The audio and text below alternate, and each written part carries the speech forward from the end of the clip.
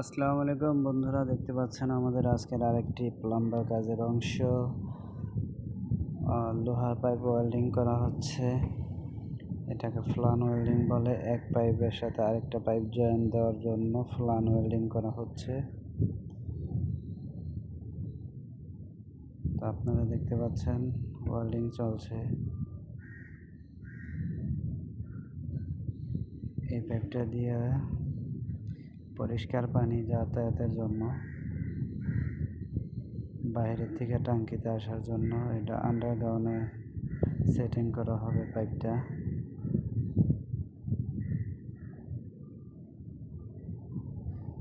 Supply পানি বাহির থেকে যখন প্রবেশ করবে ভিতরে, সেই পাইপ এটা।